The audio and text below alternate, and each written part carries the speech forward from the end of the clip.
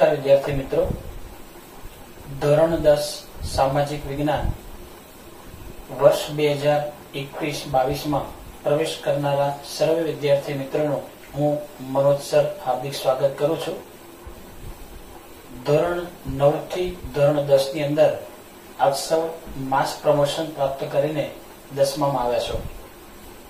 આપણે સૌ જાણીએ છીએ કે છેલ્લા લગભગ 14 થી 15 મહિના દરમિયાન આપણે શાળાકીય શિક્ષણથી એટલે કે જેને આપણે ઓફલાઈન ક્લાસીસ કહીએ છીએ એનાથી આપણે વંચિત રહ્યા છીએ.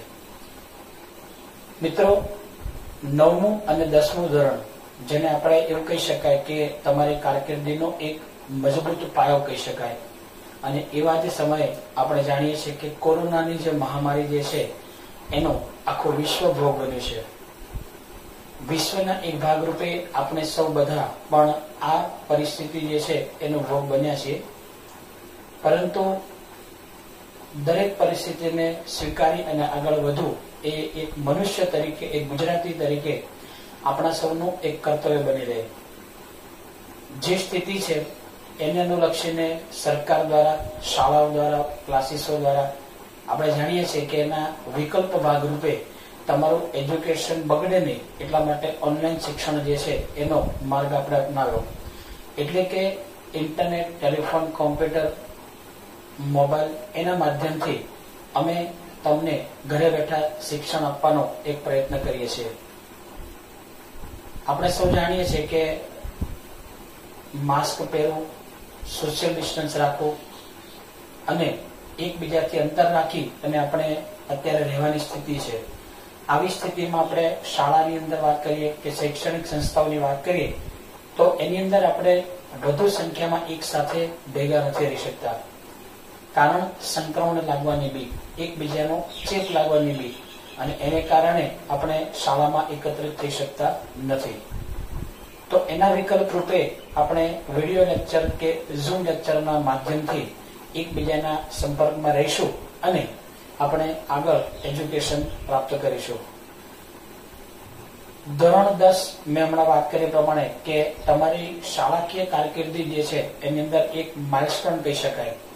કારણ કે અત્યાર સુધી તમે જે પરીક્ષાઓ આપતા હતા એ પરીક્ષા જે છે એ શાળાકીય લેવલે પરીક્ષા લેવાતી હતી.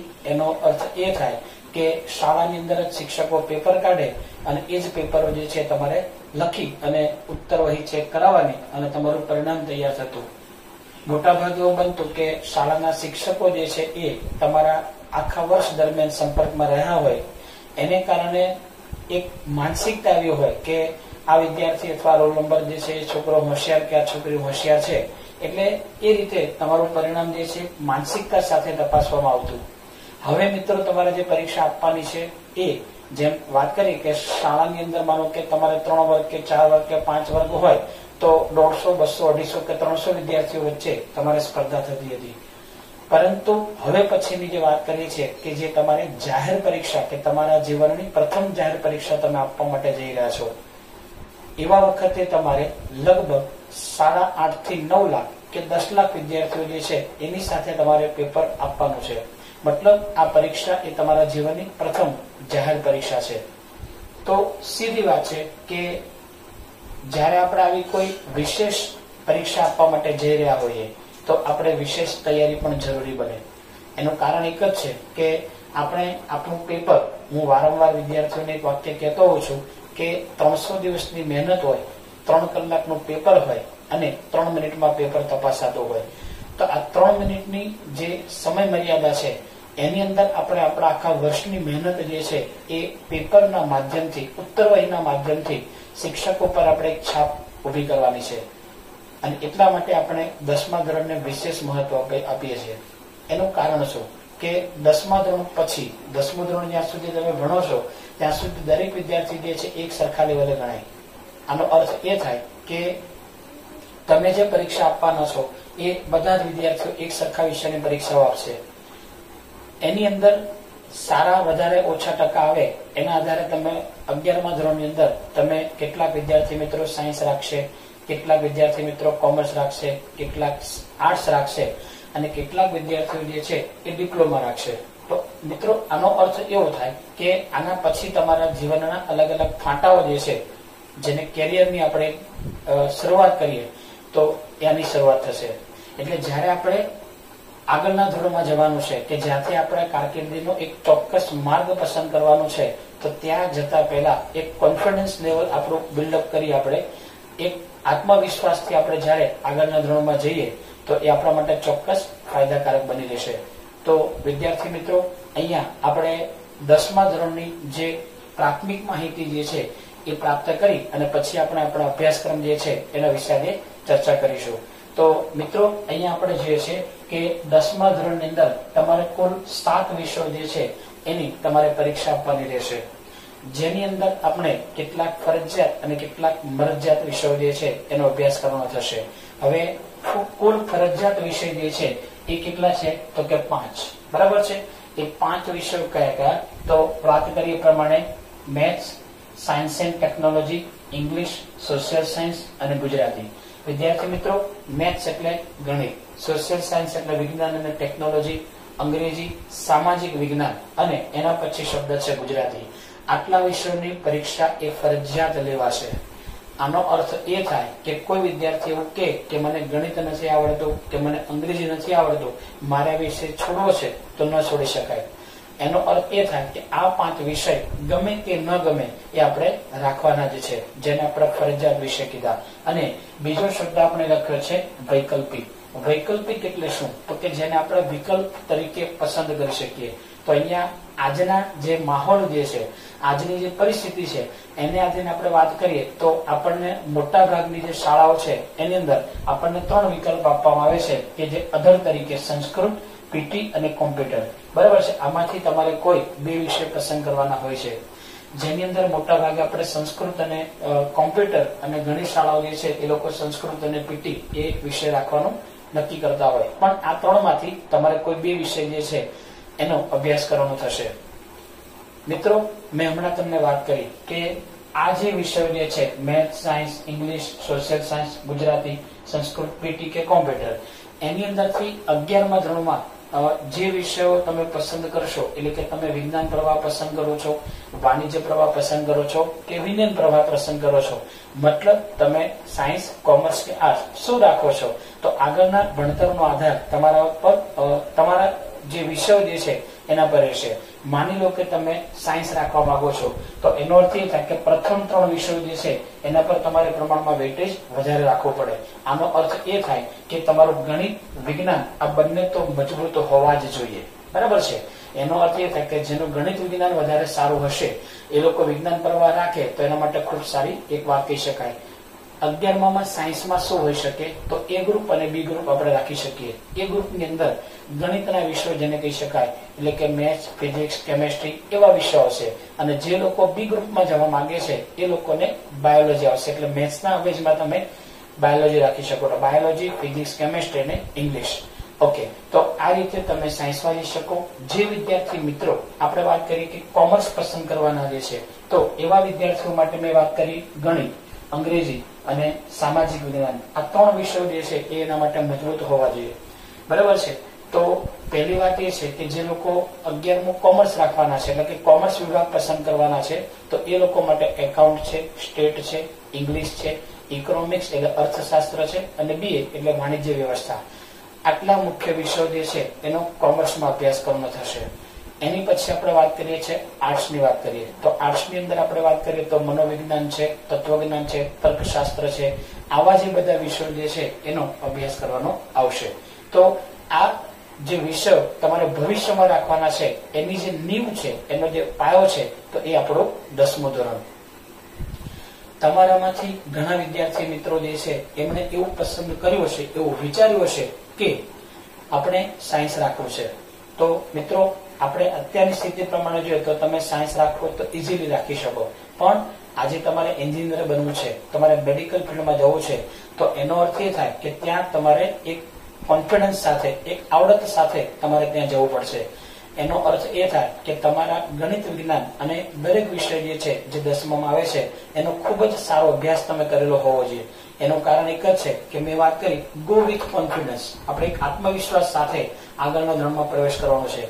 અને એટલા માટે દરેક વિદ્યાર્થી જે છે એ જેટલું પણ રોજે રોજ ચાલે, દરેક વિષયની અંદર આપણે ઓનલાઈન લેક્ચર લેવાશે, ઝૂમ પર લેક્ચર લેવાશે, તો એ લેક્ચરો જે છે એનો ઘરે બેઠા બેઠા અભ્યાસ કરે, જે તે વિષય શિક્ષક છે એની મદદ લે. જરૂર પડે, માની લો કે કોઈ ટોપિક મેથ્સમાં ચાલે છે, સાયન્સમાં ચાલે છે, એસએસમાં ચાલે છે, તમને કોઈ ટોપિકમાં ખબર ન પડે તો તમે અંગત રીતે પણ જે તે શિક્ષકનો સંપર્ક કરી અને તમે એ પ્રોબ્લેમનું સોલ્યુશન લઈ શકો. એટલે મેં વાત કરી કે તમારો આત્મવિશ્વાસ જે છે વધશે. આત્મવિશ્વાસ વધશે એટલે સ્વાભાવિક છે કે તમે વધારે સારી રીતે રિઝલ્ટ લાવી શકશો. અને એટલા માટે મેં તમને વાત કરી પ્રમાણે કે ખૂબ જ તૈયારી સાથે રોજે રોજ આપણે અત્યારે જે સ્થિતિ છે, લોકડાઉનની સ્થિતિ છે, શાળામાં આપણે જવાનું નથી, તો એનો અર્થ એ થાય કે ઘરે આપણે 24 અવર્સ આપણે ઘરે છીએ, બરાબર છે. તો અને કોઈ સગા સંબંધીને ઘેર જવાનું નથી, મિત્રો સાથે ગપાટા મારવાનું નથી, ક્યાંય ફરવાનું નથી, તો એનો અર્થ એ થાય કે આપણે ઘેર છીએ. આ જે સમયનો આપણે સદુપયોગ કરીએ. અને મેં કીધું એમ એક નાનકડું ટાઈમ ટેબલ તમે બનાવી દો અને એ ટાઈમ ટેબલની અંદર આટલા સમયથી આટલા સમય મેથ્સની તૈયારી કરવી, એના પછી આટલા સમયથી આટલા સમય સાયન્સની તૈયારી કરવી, આટલા સમયથી આટલા સમય સુધી અંગ્રેજીની તૈયારી કરવી, એવી રીતે ટાઈમ ટેબલ બનાવો અને એ ટાઈમ ટેબલ પ્રમાણે એને ફોલોઅપ કરો. મિત્રો, ખાલી ટાઈમ ટેબલ બનાવીએ નહીં ચાલે, બરાબર છે. ટાઈમ ટેબલ બનાવ્યા પછી તમારે શું કરવું પડશે? એની તૈયારી કરવી પડશે, એ પ્રમાણે તમારે ચાલવું પડશે. માત્ર કાગળ પર આયોજન કરવાથી આપણને ક્યારે સફળતા ન મળે. ઓકે, તો આપણે વાત કરી 10મા ધોરણની થોડી ઘણી પ્રાથમિક જે છે એ બાબતની વિશે વાત કરી. હવે આપણે આપણો જે મુખ્ય વિષય જે છે સામાજિક વિજ્ઞાન, એના વિશે આપણે માહિતી મેળવીએ. સામાજિક વિજ્ઞાન વિષયની અંદર આપણે જોઈએ તો આપણે કુલ 21 ચેપ્ટરો જે છે એનો આપણે અભ્યાસ કરવાનો છે. વિદ્યાર્થી મિત્રો, મેં હમણાં તમને વાત કરી કે જે લોકોને સાયન્સ રાખવાનું છે તો એ લોકો માત્ર મેથ્સ અને સાયન્સ કર્યા કરે તો નહીં ચાલે. જે લોકોને કોમર્સ રાખવાનું છે, એ લોકો ગણિત અને એસએસ કર્યા કરશે તો નહીં ચાલે. પહેલી વાત એ છે, પહેલામાં પહેલા 10મા ધોરણના ટકા એ તમારા માટે ખૂબ મહત્વના છે. કારણ 11 ને 12 ની લાઈન તો છે જ આપણી પાસે, પણ ઇવન 12મા ધોરણમાં તમારે ઓછા ટકા આવ્યા અને તમારે જો ડિપ્લોમા કરવાની ગણતરી છે તો 10મામાં જો તમારે સારા ટકા હશે તો તમે 10મા ધોરણના બેઝ ઉપર પણ તમે ડિપ્લોમા જઈ શકો. તો એનો અર્થ એ થાય કે 10મું ધોરણ એ એક જાહેર પરીક્ષા છે અને એટલા માટે આપણે પૂરી તૈયારી સાથે જવાનું છે. બીજી વાત, ઘણા મિત્રોના મનમાં એક એવી વાત પણ હશે કે સાહેબ બોર્ડની પરીક્ષા છે એટલે આપણે તો ગવર્મેન્ટ પરીક્ષા લેશે, એનું ટોટલી આયોજન થાય. હા, વાત સાચી છે. પહેલી વાત એ છે કે એ અઘરું છે પણ અશક્ય નથી. જે રીતે તમે તમારી સ્કૂલની અંદર બેસીને અલગ અલગ વર્ગખંડમાં પરીક્ષા આપતા હતા એવી રીતે તમારે અન્ય સ્કૂલમાં જઈ અને પરીક્ષા આપવાની છે. બીજી વાત, આ પરીક્ષા સરકાર દ્વારા લેવાય છે અને એટલા માટે એવું બની શકે કે એની વ્યવસ્થાઓ જે છે એ વિશાળ પાયે ગોઠવવી પડે અને એટલા માટે આપણે એ વ્યવસ્થાના ભાગરૂપે જે કંઈ પણ સરકાર એના ફોર્મ ભરાવે છે, એની રિસિપ્ટ આપે છે, બરોબર છે, તો એ બધી જે માર્ગદર્શિકાઓ હોય એનું આપણે પાલન કરવું પડે. તો આપણા વિષય વિશે હવે આપણે શીખવાની શરૂઆત કરીએ છીએ. ધોરણ 10 સામાજિક વિજ્ઞાન. મેં વાત કરી પ્રમાણે પ્રકરણ ટોટલ 21 ચેપ્ટર છે આપણે, બરાબર છે. એ 21 ચેપ્ટરની કોર્સની ડિઝાઇન કેવી રીતે કરી છે, આ અભ્યાસક્રમ જે છે એની અંદર શેના વિશે આપણે આખા વર્ષ દરમિયાન અભ્યાસ કરવાનો છે તો એની પણ કેટલીક વિગતો જે છે એના વિશે આપણે જોઈશું. તો શરૂઆત કરીએ છીએ આપણે સામાજિક વિજ્ઞાન ટોટલ 21 ચેપ્ટર. પહેલી વાત, ઇતિહાસ, ભૂગોળ, નાગરિક શાસ્ત્ર કે અર્થશાસ્ત્ર. વિદ્યાર્થી મિત્રો, આપણો ટોટલી 21 ચેપ્ટરનો જે કોર્સ જે છે એને આમ જોઈએ તો 3 ભાગમાં ડિઝાઇન કરેલો છે, જેની અંદર પ્રથમ 1 થી 7 પ્રકરણ જે છે એ ઇતિહાસ વિભાગના છે. ત્યારબાદ આપણે બીજી વાત કરીએ છીએ ભૂગોળ. તો ભૂગોળની અંદર પ્રકરણ નંબર 8 થી 14 નંબરના પ્રકરણ જે છે એની અંદર આપણે ભૂગોળ વિશે શીખવાનું આવશે અને ત્યારબાદ આપણે વાત કરીએ તો 15 નંબર થી 21 નંબરના ચેપ્ટર સુધી આપણે અર્થશાસ્ત્ર અને નાગરિક શાસ્ત્ર જે છે એ વિશે આપણે શીખવાનું છે. મિત્રો, અહીંયા આપણે 2 શબ્દ લખ્યા છે, અર્થશાસ્ત્ર અને નાગરિક શાસ્ત્ર. એની ચર્ચા થોડી વાર લઈને આપણે કરીએ છીએ. પહેલા આપણે ઇતિહાસથી શરૂઆત કરીએ. વિદ્યાર્થી મિત્રો, અહીંયા આપણે વાત કરીએ છીએ કે 1 થી 7 ચેપ્ટર જે છે એ ઇતિહાસના છે. હવે મને ખ્યાલ છે ત્યાં સુધી તમે 5મા ધોરણમાં હતા ત્યારથી 5, 6, 7, 8, 9 અને 10 તમે સામાજિક વિજ્ઞાન વિષય જે છે એનો તમે અભ્યાસ કર્યો, એના પહેલા 1 થી 4 માં તમે પર્યાવરણ વિશે ભણતા હતા. તો આની અંદર ઇતિહાસની વાત આવે છે. તો ઇતિહાસ જે છે એનો અભ્યાસ આપણે શા માટે કરવો જોઈએ? કોઈ વિદ્યાર્થી મિત્રો કહી શકશે કે ઇતિહાસ વિષય જે છે એનો અભ્યાસ આપણે શા માટે કરીએ છીએ? ચલો જવાબ આપી દો. તો પહેલી વાત એ છે કે આપણને ઇતિહાસના અભ્યાસથી આપણા ગૌરવશાળી ઇતિહાસ જે છે, આપણો ભૂતકાળ જે છે એના વિશે આપણને માહિતી મળે અને ભૂતકાળમાં કરેલી ભૂલો જે છે એ પણ આપણે જાણીએ અને ભવિષ્યમાં આપણે કેવા પ્રકારના કાર્યો કરવા જોઈએ કે ન કરવા જોઈએ એ ઇતિહાસનો અભ્યાસ કરવાથી આપણને ખ્યાલ આવે. તો મિત્રો, આની અંદર 10મા ધોરણમાં આપણે જે 1 થી 7 ચેપ્ટર ભણવાના છે એ સંપૂર્ણપણે ભારત વિશે શીખવાના છે અને એ દરેક પ્રકરણ જે છે એ વારસા પર આધારિત છે. પહેલું પ્રકરણ જે છે એ ભારતનો વારસો. ભારતનો વારસો જે છે એને આપણે 2 ભાગમાં વહેંચીએ છીએ, એક સાંસ્કૃતિક વારસો અને એક પ્રાકૃતિક વારસો. સાંસ્કૃતિક વારસો જે છે એ કોને કહીએ છીએ આપણે? તો જે માનવીએ જેનું સર્જન કર્યું છે એને આપણે પ્રાકૃતિક વારસો એટલે કે માનવ સર્જિત વારસો કહીએ, એને આપણે સાંસ્કૃતિક વારસો કે માનવ સર્જિત વારસા તરીકે ઓળખીએ છીએ. અને બીજો જે વારસો જે છે એ પ્રાકૃતિક વારસો જે છે જેને આપણે કુદરતી વારસા તરીકે ઓળખીએ છીએ.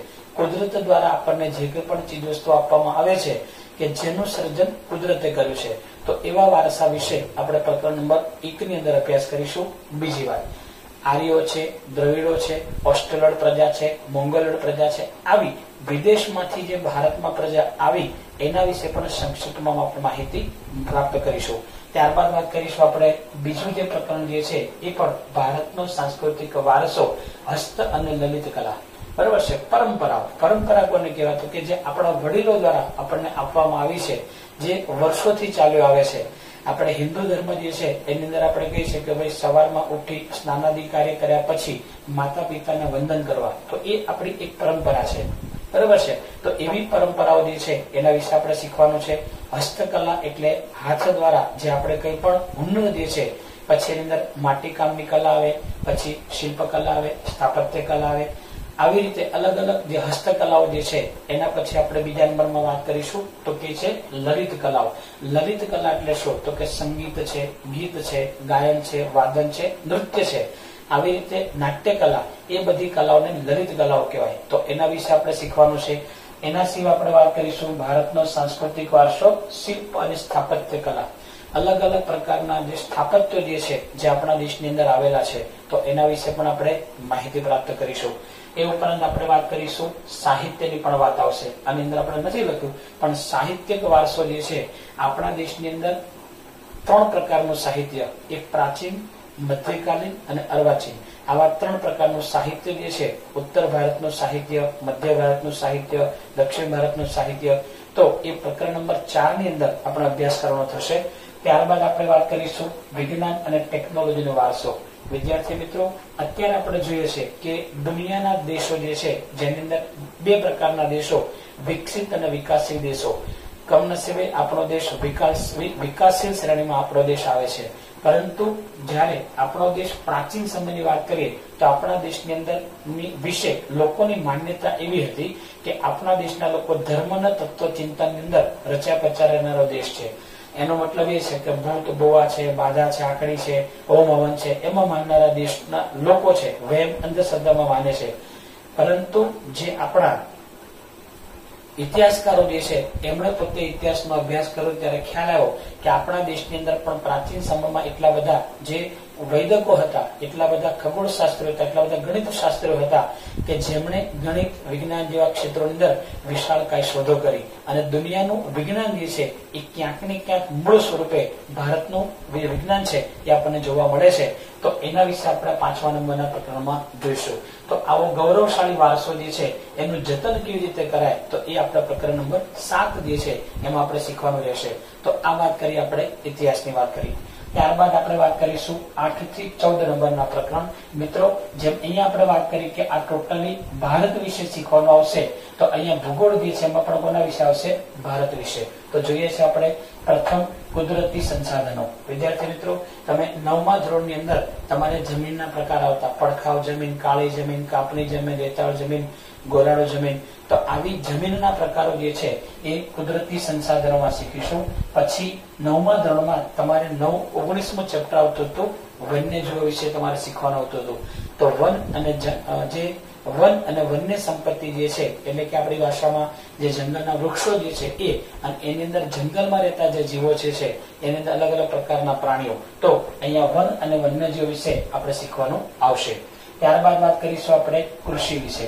આપણા દેશની ખેતી જે છે એના વિશે પણ આપણે આ પાઠમાં શીખીશું. એના ઉપરાંત વાત કરીશું જળ સંસાધનો. આપણા દેશની અંદર પાણીની પ્રાપ્યતા કેવી છે એના વિશે પણ આપણે આ પ્રકરણમાં શીખવાનો પ્રયત્ન કરીશું. ત્યારબાદ ખનિજ એટલે કે શક્તિ સંસાધનો, ઉત્પાદન ઉદ્યોગો, માર્ગ અને સંદેશા વ્યવહાર. મિત્રો, આ દરેક જે બાબતો છે એ ફરીવાર વાત કરું છું, કોના વિશે શીખવાનો આવશે? ભારત વિશે શીખવાનો આવશે. ત્યારબાદ આપણે વાત કરી રહ્યા છે નાગરિક શાસ્ત્ર અર્થશાસ્ત્ર, પ્રકરણ નંબર 15 થી 21. તો એની અંદર આપણે અર્થશાસ્ત્ર વિષય જે છે એના વિશે આપણે શીખવાનું રહેશે. તો વિદ્યાર્થી મિત્રો, હવે અર્થશાસ્ત્ર એ તમારા માટે નવો વિષય છે. તો એની અંદર આપણે જોઈએ કે આપણા દેશની અંદર જે કોઈ પણ ઉદ્યોગો જે છે એ ઉદ્યોગો ક્યાંક ને ક્યાંક નાણાં સાથે જોડાયેલા હોય. આપણા દેશનું અર્થતંત્ર જે છે એના વિશે કંઈક આપણે શીખવાનું રહેશે. વિકાસશીલ દેશના અર્થતંત્ર જે લક્ષણો જે છે એના વિશે આપણે જોઈશું. એના ઉપરાંત આર્થિક જે સુધારાઓ સરકાર દ્વારા કરવામાં, ઉદારીકરણ અને ખાનગીકરણ, એના વિશે પણ આપણે શીખવાનો પ્રયત્ન કરીશું. આ ઉપરાંત આર્થિક સમસ્યા અને પડકારો, ગરીબી અને બેરોજગારી. આપણો દેશ જે લગભગ 70-75 વર્ષ જૂનો ઇતિહાસ ધરાવે છે, તો આપણા દેશે ઘણી બધી પ્રગતિ કરી છે, અને એની સાથે સાથે આપણે જોઈએ તો આપણા દેશમાં કેટલીક સમસ્યાઓ જે છે એ પણ ઉદ્ભવી છે. તો એની અંદર ગરીબી અને બેરોજગારી. ત્યારબાદ આવી સમસ્યા છે ભાવ વધારો અને ગ્રાહક જાગૃતિ. તો એના ઉપરાંત માનવ વિકાસ, સામાજિક સમસ્યા અને પડકારો અને સામાજિક પરિવર્તન. આ બધા પ્રકરણના નામ છે, બરાબર. તો જે આપણે અર્થશાસ્ત્ર વિશે જે છે એની અંદર આપણે અભ્યાસ કરવાનો છે.